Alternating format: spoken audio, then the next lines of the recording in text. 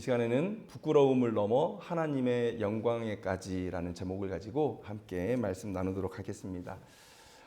우리가 성경에서 고난의 이야기를 많이 듣습니다. 그런데 사실 우리의 삶에 고난이라고 할 만한 것들이 얼마나 있나 싶습니다.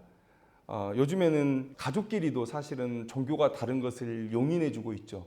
개인주의가 심하고 또 인권에 대한 생각들이 너무나 신장되어 있다 보니까 내 아들의 자유, 내 부모의 자유를 충분히 인정해주는 그런 상황이고, 그 모든 자유의 출발은 사실 종교의 자유에 있죠. 종교의 자유를 잘 인정해 줍니다. 그래서 서로 가족 구성원들 간에도 믿음이 달라도 그래 그건 너의 믿음이니까 라고 인정을 해줘요. 사실 성경적인 관점에서 보면 이것은 하나님 앞에 심각한 직무유기다, 불순종이다 라고 말씀드릴 수 있습니다. 왜냐하면 하나님은 부모에게 자녀의 신앙의 교육을 맡기셨거든요. 그러니까 이 자녀는 내 소유가 아니에요.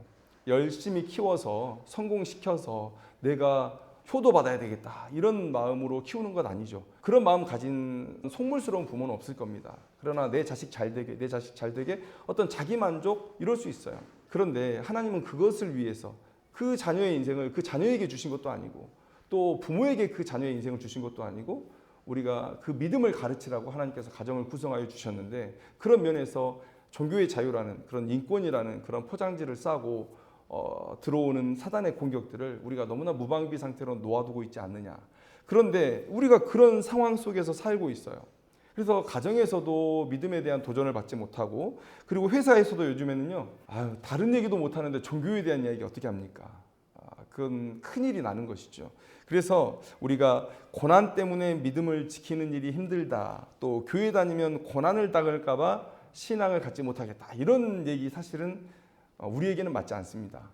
우리가 사도행전 읽으면서 우리가 너무 고난이라는 말을 입에 달고 사는데, 물론 그런 고난이 있을 수 있지만 그러나 그러한 것이 진짜 믿음을 갖느냐 갖지 않느냐의 고난이냐, 그건 아니라는 거예요. 그냥 내 삶에 닥치는 고난이지 내가 믿음을 갖는 것 때문에, 내가 믿음을 유지하는 것 때문에 우리에게 고난이 닥치지는 않는 시대를 우리가 살아가고 있다라고 말씀을 드릴 수 있겠습니다. 그렇다면 우리가 신앙을 갖거나 신앙을 드러내는 일을 가로막고 있다 생각하는 가장 피부에 와닿는 이유는 뭐냐? 그것은 이 시대에는 부끄러움이 아닐까 싶어요. 수치가 아닐까 싶습니다. 다름으로 주목을 받는 일은 쉬운 일이 아니죠. 사람들은 우리를 공격합니다. 사회성이라는 이름으로 공격해요. 어떤 공동체, 어떤 국가, 어디에 속해 있으면 뭔가 다르게 행동하는 사람들을 우리가 용납을 잘 못합니다.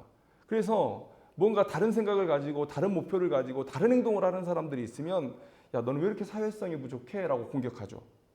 왜 우리의 무리에 끼지 못하고 너 혼자 독불장군처럼 그렇게 살아? 이렇게 비난합니다. 다름을 잘 인정하지 못해요. 그러니까 다르다는 이유로 누군가에게 주목받는 일을 사실 두려워합니다. 또라이라 그러고 독불장군이라 그러고. 그런데 여러분 생각해 보세요. 신앙은 본질적으로 확장성을 가지고 있습니다. 왜냐하면 인간의 본성이 그래요. 좋은 건 자랑하고 싶어요. 이거 우리 본성이죠. 그래서 내게 어떤 좋은 일이 일어났을 때 잔치를 열고 사람들을 초대하고 막 기쁨을 표현하죠. 이게 인간의 본성이에요. 근데 우리가 하나님의 복음을 들었을 때 너무 기쁘잖아요.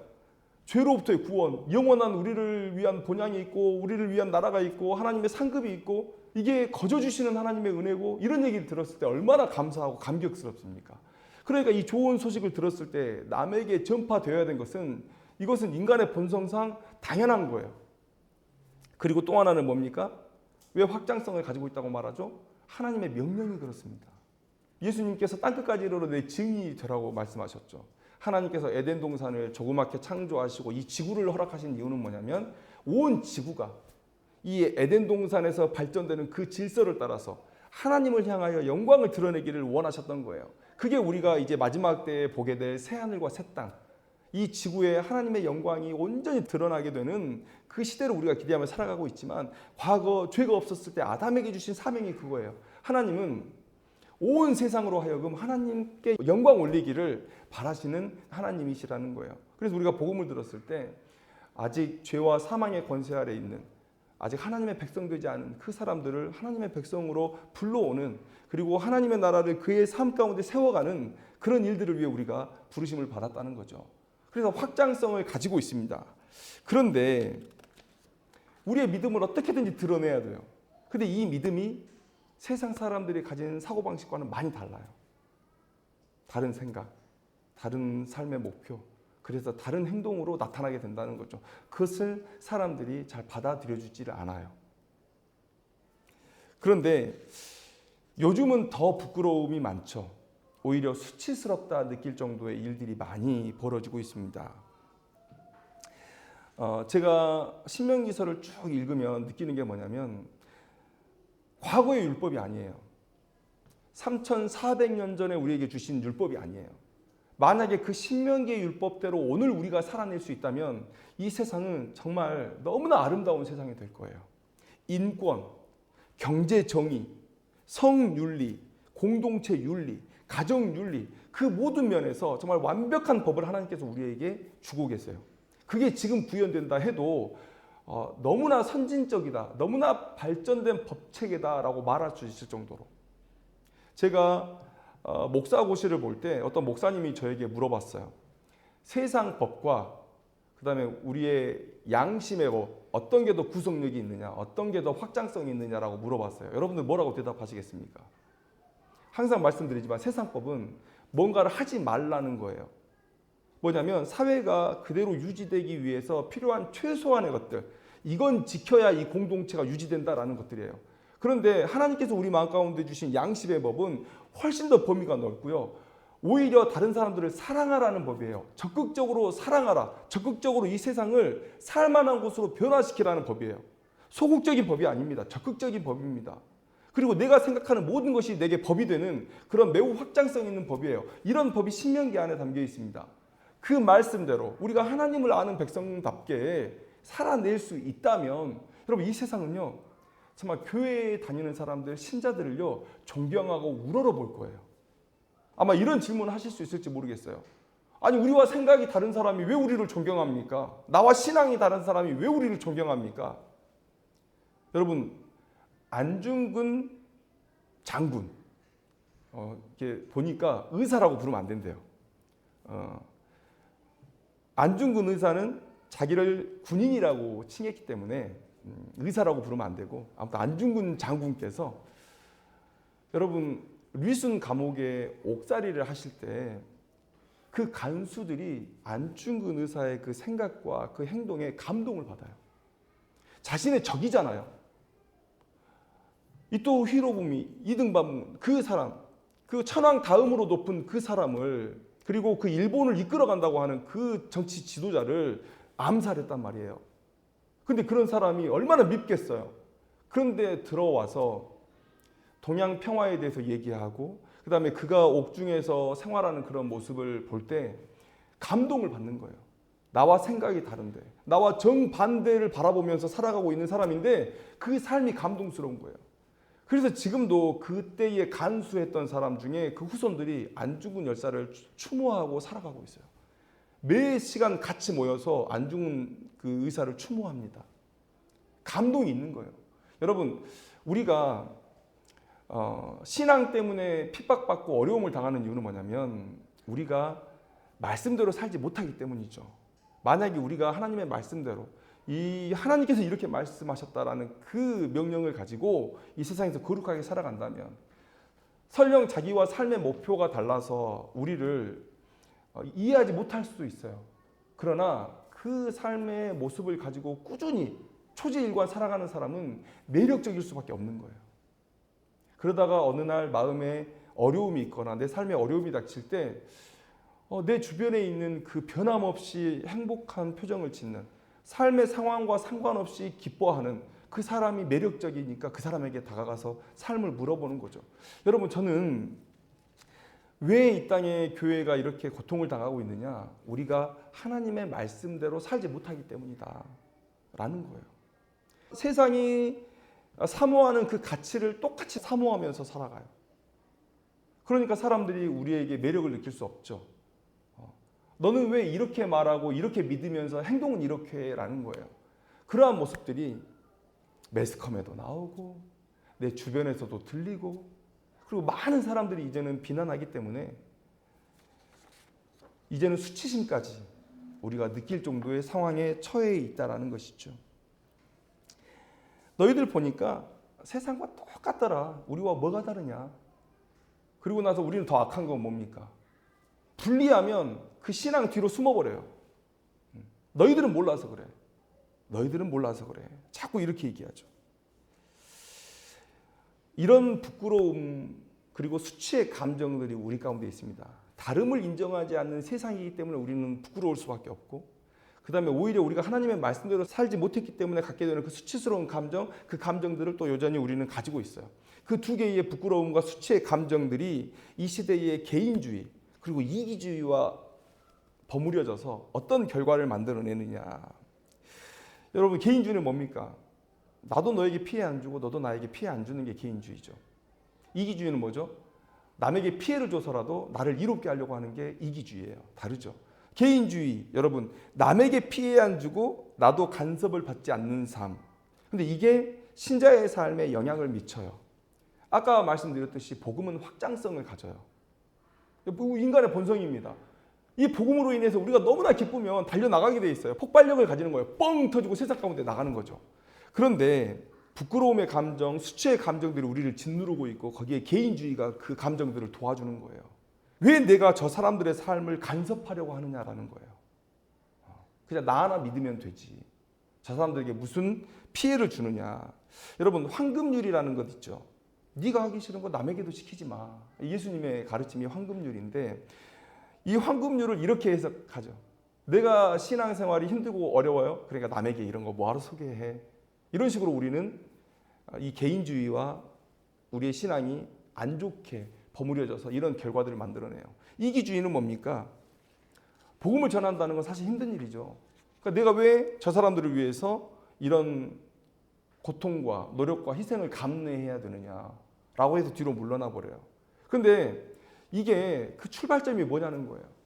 부끄러움과 수치로 인해서 이걸 드러내고 싶지 않은데, 그 드러내고 싶지 않은 감정이 이 시대를 관통하고 있는 개인주의와 이기주의에 어우러져서 이런 결과들을 나타내는 거예요. 그래서 세상 가운데 우리가 점점 위축되고 복음 전하지 않고 그러한 모습으로 살아가고 있죠. 다시 말하지만 이것은 하나님께 대한 심각한 불순종의 죄를 짓고 있는 것이다 라는 말씀을 여러분들에게 드리고 싶은 것이죠. 그런데 오늘 본문을 보니까 이렇게 말씀하고 있어요. 믿음의 주요 또 온전하게 하시는 이인 예수를 바라보자. 그는 그 앞에 있는 기쁨을 위하여 십자가를 참으사 부끄러움을 개의치 아니하셨다. 이렇게 말씀하고 있어요. 부끄러움을 개의치 아니하셨다. 자, 예수님께서 참으셔야 했던 부끄러움과 수치, 1차적으로는 그런 종교 지도자들 그리고 백성들, 그들의 반대, 그로 인해서 얻게 되는 수모, 이런 것들이 있을 것 같아요. 여러분, 종교 지도자들은 자신들의 기득권을 위해서 예수님을 인정하고 싶지 않았습니다. 그렇다 보니까 계속해서 스토커처럼 쫓아다니면서 예수님의 논리를 무너뜨리려고 했어요. 예수님의 그 거짓된 정체를 백성들에게 까발리려고 했어요. 제 거짓 선지자다. 제 거짓 선지자다. 그것에 속지 말라라는 거예요. 그런데 예수님께서 논리적으로도 그들을 이기셨고, 그 다음에 보여주시는 이적을 통해서도 자신이 하나님의 아들이심을 드러내셨죠. 그런데 그렇게 예수님의 제자가 된 무리들도 있지만 여전히 이 종교 지도자들의 그 권세에 눌려서 그들의 가르침을 동조하면서 예수님을 박해하고 핍박했던 사람들이 있죠. 그래서 종교자들로부터 받는 그런 수모, 그리고 또 백성들로부터 받는 그 수모, 어쩌면 1차적으로는 이런 것들이 예수님께서 감내해야 하는 그런 부끄러움과 수치였을 수 있습니다. 그런데 진짜 수치의 절정은 무엇이냐? 오늘 본문에 예수님께서 뭘 참으셨다고 얘기하십니까? 십자가를 참으사 부끄러움을 개의치 아니하시더니. 십자가가 예수님께 수치였다, 부끄러움이었다라고 얘기하세요. 여러분, 신명기 21장 23절에 보면 나무에 달린 자는 하나님께 저주를 받은 자다, 이렇게 얘기하고 있어요. 저는 하나님께서 이 하나님의 법을 우리에게 주시고 로마의 십자가의 형태를 가장 가혹한 형벌로 그렇게 삼으시고 예수를 그곳까지 인도하신 것은 하나님의 구원의 섭리라고 생각해요. 나무에 달린 자. 그런데 그게 왜 하필 십자가였을까? 왜 로마에서는 가장 가혹한 형벌이 십자가의 형벌이었을까? 하나님께서 그 온 역사 가운데 예수님의 그러면 피 흘림과 고난을 위해서 예비하신 그런 사건이라고 생각해요. 하나님께서 온 역사를 주관하신다는 하나의 근거가 될 수 있는 그런 내용인데요. 자, 그래서 예수님께서 십자가에 달리셨습니다. 그런데 사람들은 생각해요.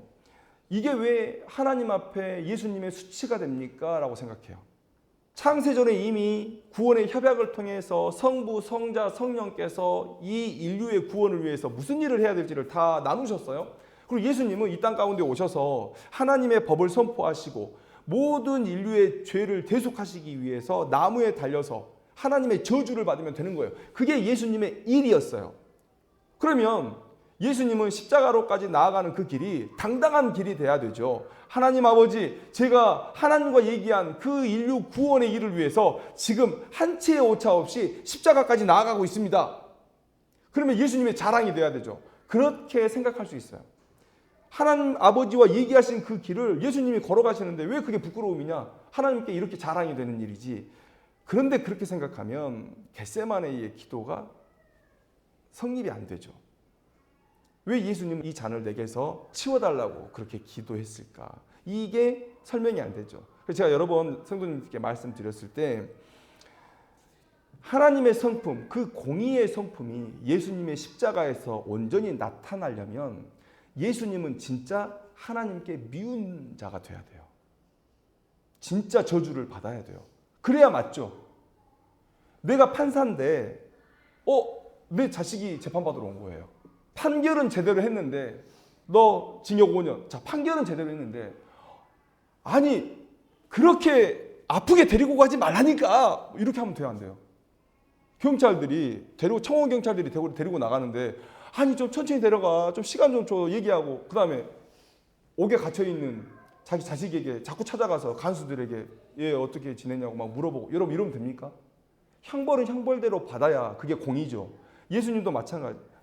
하나님도 예수님에게 형벌을 주시고 저주를 내리실 때 진짜 죄인들이 받아야 될 그 형벌을 고스란히 받아야 돼요. 그러니까 예수님의 십자가도 하나님 앞에 자랑스러운 어떤 것이 아니라 그 십자가에 달리는 그 순간에는 모든 인류의 죄를 뒤집어 쓴 그 부끄러운 모습으로, 그 수치스러운 모습으로, 그 저주받는 모습으로 예수님께서 십자가에 달리셔야 옳다는 거예요.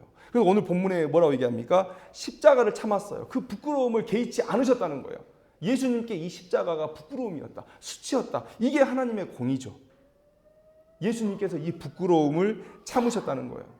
1차적으로는 하나님의 아들이신 예수 그리스도가 이 땅 가운데 오셔서 아무리 자기가 하나님의 아들이라고 얘기하고 내가 너희들에게 줄 큰 선물을 가져왔다고 해도 백성들이 믿지 않는 그 수모, 그 부끄러움. 피조물인 인간에 의해서 공격받는 하나님이라니. 여러분 이걸 이해할 수 있습니까? 이걸 이해 못해서 다른 많은 민족들이, 다른 많은 사람들이 예수를 믿지를 못해요. 과거의 영지주의자들은 영은 거룩하고 육은 속되다 그랬어요.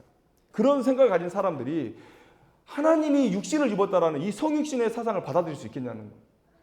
근데 하나님의 아들이 정말 그렇게 낮아지셔서 저주 가운데 오셨단 말이에요. 수치 가운데 오셨단 말이에요. 근데 그분이 하나님 아버지 앞에서도 수치와 부끄러움의 짐을 짊어지시고 우리를 위해서 죽으셨다는 거예요. 이런 두 가지 종류의 부끄러움과 수치를 예수님께서 담당해 나가셨다는 거예요. 이 일을 어떻게 가능하게 하셨습니까? 바로 성령 하나님의 도우심이 있었죠. 여러분, 우리가 성령 충만 얘기하고 있는데 예수님께서 공생애를 시작하실 때에 요단강에서 성령 충만함을 입으시잖아요. 그리고 나타난 결과는 곧 우리를 향한 사랑입니다. 우리를 향한 사랑.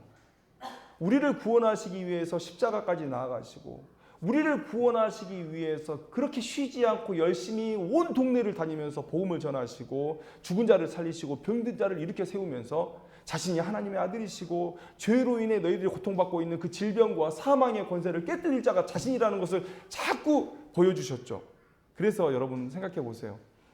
믿음의 우리의 선배들은요, 예수님을 닮아서 그 부끄러움을 이겨내고 그 수치를 이겨내고 성령 충만한 모습으로 인류를 향한 사랑으로 나아갔다는 것, 여러분 우리가 다 알고 있을 것입니다. 여러분, 예수님의 본을 성령 충만함을 입어서 초대교회 성도들이 따라갔죠. 여러분, 사도들의 삶을 보세요. 그 사도들은 성령 충만함을 입고 성전으로 올라갔어요. 자신을 죽이겠다고 기다리고 있고 자신을 눈에 막 불을 켜면서 찾고 있는 그 제사장들이 모여있는, 그 극렬 유대주의자들이 모여있는 그 성전으로 올라갑니다. 올라가서 선포해요. 그들에게 당할 수모와 부끄러움, 수치 이런 것들을 개의치 않고 그들도 예수의 본을 따라서 올라갑니다. 인류를 향한 사랑, 그 사랑을 드러내기 위해서 그들이 올라갔다는 거예요. 그래서 사도 바울이 우리에게 뭐라고 얘기해 줍니까? 자기는 복음을 부끄러워하지 않았다라고 얘기하고 있죠. 복음을 부끄러워하지 않았다. 여러분, 믿음을 사실 드러내기가 쉽지 않은 시대를 살아가고 있죠. 최근에 그 예전 헌법재판관을 했던 안창호 재판관이 있습니다. 지금은 이제 은퇴하셨고요. 제가 정확히 무엇 때문에 인사청문회를 하고 있는지 잘 모르겠어요. 국가인권위원장인가 그런 것 같아요. 근데 그분을 제가 전도사 시절에, 처음 전도사 시절에 갔을 때 그 교회 장로님이셨어요.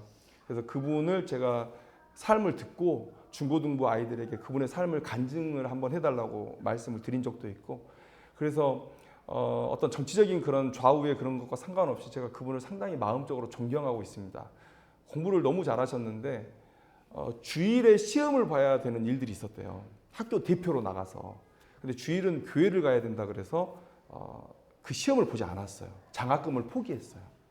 그런 식으로 자기의 믿음을 드러냈고, 얼마 전에는 검찰총장, 그 전 이야기예요. 검찰총장 후보자로 한 7명 정도를 인선을 해서 너의 그런 어떤 이력을 조사해봐도 되겠냐 이런 질문이 온대요. 그래서 동의를 하면 이제 그렇게 조사를 하고 청문회까지 이제 나가게 되는데, 그 7명 중에 유일하게 자신을 조사해도 된다라고 얘기했던 분이 그 장로님 한 분이었다는 얘기를 제가 들었습니다. 그러니까 제가 뭐 정치적인 노선과 상관없이 너무 존경하는 그런 분인데, 그분이 요즘에 무엇 때문에 좀 곤혹을 당하고 있냐면 창조론이냐 진화론이냐 이 얘기한 것 때문에 좀 곤혹을 당하고 있어요. 근데 한번 생각해 보세요. 저는 한국 교회가 복음보다 정치가 앞에 있는 게 너무나 안타깝습니다. 복음보다 정치가 앞에 있으면 안 돼요. 여러분, 창조론입니까 진화론입니까? 제가 여러분들에게 물었을 때 뭐라고 대답해야 되죠? 진화론이라고 얘기하실 분들은 여기에 있을 필요가 없어요. 왜 여기 있습니까? 하나님을 믿지도 않으면서 왜 이 고생을 하고 계세요? 여행 다니시고 맛있는 거 먹으러 가시지, 늦잠을 주무시든지. 이 자리에 있다는 건 하나님의 창조를 믿기 때문에 있는 거예요. 창세기 1장의 그 창조의 이야기를 믿기 때문에 우리가 이 자리에 있는 것이죠. 그래서 이분이 자신의 믿음을 평소에 드러내셨어요. 나는 창조론을 믿는다. 그리고 제가 여러분들에게 말씀드렸죠. 진화론의 근거가 뭡니까? 창조론, 진화론도 과학이 아니에요. 그냥 이론의 하나예요. 진화론이 만약에 과학이 되려면 그 뒤에 명칭이 바뀌었겠죠. 론이라는 말이 안 붙겠죠. 창조의 원리, 뭐 창조의 법칙 이렇게 나와야 되는 거 아니겠어요? 그래서 그분이 그 신앙을 드러낸 거예요. 창조론과 진화론을 함께 가르쳐야 된다 라고 얘기한 거예요. 왜냐하면 같은 이론이니까. 왜냐하면 여러분, 창조론을 지지하는 과학자들도 많습니다. 그러니까 과학적인 그런 배경이 있다는 거예요. 그러니까 같이 가르칠 만한 가치가 있다는 거예요. 그런데 이분이 그렇게 얘기해서 지금 많은 비난을 받고 있습니다. 여러분, 정치적인 부분은 여러분들이 각자가 다 견해를 가질 수 있어요. 저는 여러분들의 정치적인 견해를 존중합니다. 그게 민주주의를 발전시키는 거죠. 나와 생각이 다르다고 저 사람들 죽일 놈 되면 안 되는 거죠. 그런데 여러분들의 믿음이 그 정치보다 앞에 있어야 돼요. 정치적인 노선 때문에 진화론이 맞는 것 같아요, 창조론이 맞는 것 같아요, 이게 아니라 성경 말씀에서 그렇게 말씀하시고 성령의 감동으로 내가 이 말씀이 믿어지기 때문에 이 자리에서 뿐만 아니라 삶의 자리에서 나아가서도 여러분들의 믿음을 증거하는 거예요. 그래서 제가 이 장로님을 보면서 제가 공격받는 게 안쓰러워요. 왜 이게 공격받을 일입니까? 종교의 자유가 있는 나라에서 그 종교의 내용을 얘기하는 게 왜 문제가 되죠? 그래서 저는 이분을 위해서 기도합니다. 이렇게 믿음을 인사청문회 자리까지 가서 물러나지 않을 수 있다는 믿음, 그 믿음이 너무 귀한 거예요. 물론 저는 그분의 삶의 모든 부분이 뭐 칭찬받아야 된다 그런 얘기는 아니에요. 물론 이게 열어보면 저는 정확히는 모르지만 뭐 문제가 될 게 있겠죠. 근데 저는 이 진화론을, 창조론을 대하는 이분의 신앙, 그리고 이 신앙의 모습을 끝까지 유지하려는, 드러내려는 이 모습이 귀하다는 거예요. 이분이 이것 때문에 지금 부끄러움과 수치를 당하고 있죠. 세상은 다름을 인정하지 않고 또 소수의 의견을 인정하려고 하지 않아요. 그런데 그런 부끄러움과 수치를 이겨내고 전진하고 있는 이 모습이 너무 귀하다는 거예요. 여러분, 정치적인 노선은 다를 수 있지만 이런 믿음의 사람들이 있을 때 그건 여냐 야냐가 상관이 없어요. 그냥 지지해주고 함께 기도해줘야 됩니다. 여러분, 그래서 우리가 예수님을 닮는 삶, 성령 충만한 삶을 산다는 것은 복음을 위해서, 하나님의 영광을 위해서 우리의 부끄러움과 수치를 이겨내는 삶. 이 부분에서 저도 매우 큰 약점을 가지고 있어요. 사실 이 설교를 준비했는데 하나님께서 주신 말씀이기 때문에 여러분들과 함께 나눠야 된다라는 생각을 갖고 있었지만 어젯밤에 새벽에 잘 때까지도 이 설교를 해야 되나를 고민했어요. 왜냐하면 이게 저의 약점이기 때문에. 복음을 부끄러워하지 않습니다. 어제 고민했어요. 내가 복음을 부끄러워하나? 아니요. 절대 부끄러워하지 않습니다. 복음 때문에 죽을 수도 있어요. 복음을 부끄러워하는 게 아닙니다. 세상의 그 시선이 모든 걸 왜곡해버리니까 그런 게 부끄러운 거예요. 그래서 사실 저도 많이 물러섰던 그런 경험들이 있어요. 그래서 최근에 제가 어떤 운동 모임을 나가게 되면서 사실 목회자는 그런 부분들이 있습니다. 사실 인간 관계가 그리 넓을 수가 없어요. 직장 생활을 하지 않기 때문에 이제 목회자들과 성도들을 주로 만나기 때문에 사실 관계들을 넓혀 나갈 수 없는데 최근에 그래서 제가 결단하면서 하는 일이 뭐냐면 최근에 이제 운동 모임을 하나 나가게 됐습니다. 저녁에 가서 어떻게든지 제가 말을 걸어요. 뭐 운동화 아니면 뭐 지난주에 했던 이야기들 그런 모든 걸로 사람들하고 얘기를 해요. 막 일부러 막 얘기를 해요. 근데 옆에서 서집사님이 도와줘요. 우리 교회 목사님이세요? 그래요. 그러면 제가 친하게 지내다가 갑자기 딱 얘기를 하면 목사님이세요? 그렇게 되는 거예요. 그리고 나서 또 얘기를 계속해요. 그러면서 살짝 믿음의 얘기도 하고 하나님 얘기도 하고 또 하나님 얘기를 누군가와 하게 되면 신앙에 대한 얘기를 하게 되면 다른 사람들이 들리게 얘기를 해요. 그러면 혹시라도 듣는 중에 믿음 생활하다가 지금 믿음 생활 하고 있지 않은 분들 혹시 마음에 감동이 있을까? 혹시 나랑 계속 교제하다가 혹시라도 믿음이 생각날 때 혹시 나를 찾지 않을까? 이런 마음으로 열심히 그렇게 하고 있어요. 어떻게 우리가 부끄러움을 이겨내느냐? 여러분 각자마다 부끄러움을 느끼는 정도도 다를 것이고 또 성향도 다를 것이고 또 상황도 다를 거예요. 그런데 여러분 제가 생각을 해봤어요. 말 없이 한번 시작해 보세요. 말 없이. 복음은 물론 말로 처음에는 전달돼야 되죠. 로마서 10장 14절 말씀에 그들이 믿지 아니하는 일을 어찌 부르리요? 듣지도 못한 일을 어찌 믿으리요? 전파하는 자가 없이 어찌 들으리요? 그러니까 복음의 처음 시작은 분명히 말로 전달됩니다. 복음이 뭔지를 알려줘야 되니까. 그게 우리나라의 초기죠. 예수 천당 불신조 그 메시지만을 가지고도 전도가 되던 시절이 있었어요. 그때는 그랬어요. 왜냐하면 그냥 지나가는 사람 한 10초, 15초 만에 지나가는 그 사람 역 앞에서 뭐 어떻게 얘기합니까? 예수 천당 불신 지옥으로 그 사람들 마음 가운데 메시지를 정확히 씹어주면 나중에 그들이 천당이 뭐야? 지옥이 뭐야? 그러면서 고민하게 될 때 교회를 찾을 수 있는 거죠. 저는 이 구호가 틀리다고 생각하지 않습니다. 그런데 이 다음이 우리가 실패했어요.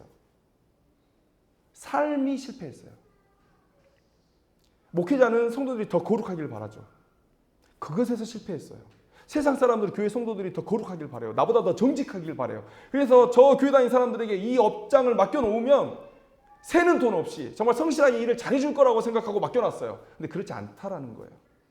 여러분, 이제 이 한국교회는 말로 복음을 전하는 시간은 이미 지났습니다. 그래서 여러분 부끄러움과 수치를 이겨내려면 말로 하면 어려울 수 있어요. 그러나 말 없이 한번 시작해 보세요. 정직한 삶으로. 사람이 안 보는데 쓰레기를 줍고 사람이 안 보는데 자기 시간 정확히 맞춰서 일을 하고 사람이 안 볼 때 더 성실하다. 그러면 어떻게 내가 크리스찬인 건 밝혀요? 십자가 액세서리를 달든지 아니면 식사 시간에 두 손을 모으고 기도를 한다든지 굳이 내가 그 사람에게 다가가지 않아도 여러분들의 신앙을 드러낼 수 있는 방법들은 있죠. 그리고 여러분들 삶으로 예수를 믿는 삶이 어떤 삶인지 보여주세요. 요셉을 통해서 보디발이 부해졌죠. 보이지 않는데도 성실하니까 열심히 일하니까, 주인의 이익을 위해서 수고하니까 얼마나 새는 돈이 많았겠어요. 얼마나 땡땡이 치고 노는 종들이 많았겠어요. 요셉이 일일이 쫓아가면서 이거 했어? 이거 했어? 이거 했어? 너 오늘 이거 해야 돼? 이거 해야 돼? 확인하니까 여러분들의 회사가, 여러분들 사장님이 여러분들 때문에 부자가 되게 해보세요. 그러면 예수 믿는 사람을 달려볼 것이다. 그러면 여러분 이제 말할 기회가 생길 거예요. 말할 기회가. 베드로는 베드로전서 3장 15절 말씀에 너희 속에 있는 소망에 관한 이유를 묻는 자에게는 대답할 것을 항상 준비하라 이렇게 권면하고 있죠.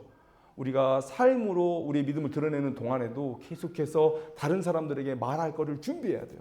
복음을 간략하게 전할 수 있는 것들을 준비하고 있어야 돼요. 그리고 그 사람에게 맞는 메시지를 전달하기 위해서 준비해야 돼요. 어떤 사람에게는 되게 지적인 접근을 해야 될 수도 있지만 어떤 사람에게는 되게 감성적인 접근을 해야 될 수도 있죠. 나이가 다를 수도 있고 또 살아온 환경이 다를 수도 있죠. 여러분들이 삶으로 여러분들의 믿음을 드러내는 그 상황 속에서 여러분들의 전도의 대상자가 있다면 주의 깊게 보시고 그 사람들에게 맞는 메시지를 여러분들이 준비할 수 있어야 되는 것이죠. 그냥 제가 생각하는 부끄러움을 이겨내는 그런 방법이에요. 아마 여러분들에게도 아마 다양한 방법들이 있을 겁니다. 성향이 다르니까. 여러분들 우리가 열심히 기도하고 성령 충만할 때 우리는 분명 작은 예수의 삶을 살아내려고 마음 가운데 감동이 불릴 듯이 일어날 거예요. 그때 그 예수를 따르는 삶은 뭐냐면 우리의 부끄러움을 이겨내고 자기 십자가를 지는 그 삶으로 나타난다는 거죠.